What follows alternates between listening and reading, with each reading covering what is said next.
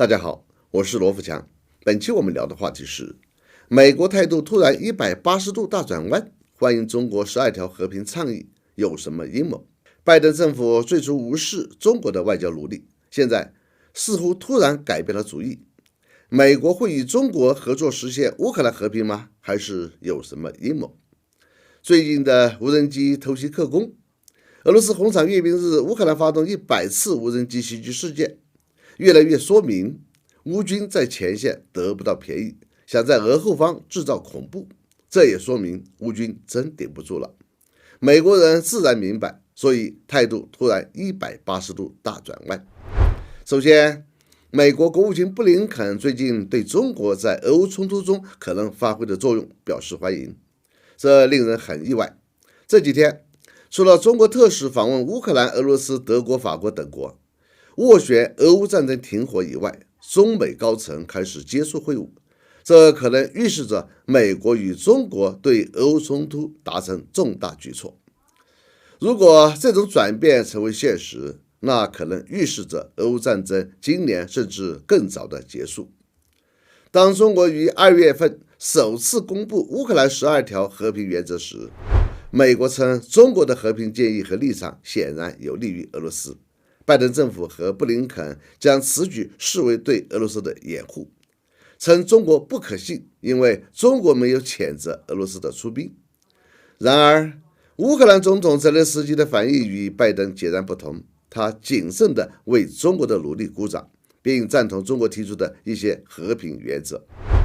本来，美国根本不理中国的和平倡议，但最近美国不断呼吁中美举行高层会晤，也开始欢迎中国在俄乌战争方面的调和，态度似乎来了个180度大转弯。这非常奇怪，美国这是出于什么动机呢？现在美国大选在即，经济困难，银行破产，国内政治斗争加剧，尤其是明年预算草案中援助乌克兰的费用仅有60亿美元，已经预示着美国缺乏继续强力支持援助乌克兰的境况了。为了选票，拜登政府也暗中想尽快终止战争了。但美国仍旧需要占领道德制高点，那就需要把自己的战争策划支持者角色变成战争调停者的角色，顺着中国的台阶往上爬，并在关键时候让泽连斯基公开说听从美国的意见，就能达到这一目的了。但如果拜登政府决定走上新的和平道路，那将不得不面对一些艰巨的挑战，尤其是涉及乌克兰领土问题。泽连斯基一再表示，谈判停火的前提是俄罗斯归还乌克兰自2014年以来包括克里米亚在内的所有领土。这一条件能实现的前提，除非俄罗斯彻底失败，但这根本不可能。这就意味着必须让乌克兰改变立场。其实要做到这一点并不难，只要美国减少甚至停止战争援助，改为战后重建援助，乌克兰就被迫吞下苦果。因为没有了美国的支持，乌克兰就将失去任何国家的援助。那么，乌克兰政府要么被俄罗斯推翻，要么被国内政治力量推翻。只有接受停火，泽连斯基才有可能避免这一情况。要让乌克兰做到这一点，只有美国才行。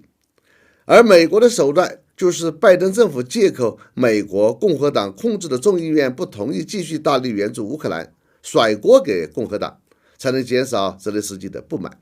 其实，现在的乌克兰胜负等同于美国胜负，这是对拜登的重大决策考验。问题是，拜登政府很清楚，乌克兰不可能通过援助来取胜。因为乌克兰取胜的前提是综合国力等于或者大于俄罗斯，但这显然不可能。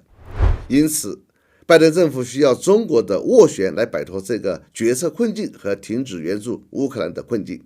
让中国成为调停战争的主角，美国以援助不下去了作为配角，诱导和胁迫乌克兰接受既成事实。这样的话，美国最后就能反过来说是乌克兰接受停火主张的，拜登就撇开了大部分尴尬的失败责任。这也是拜登政府的最优化选择。好，本期话题就到这里，我们下次见。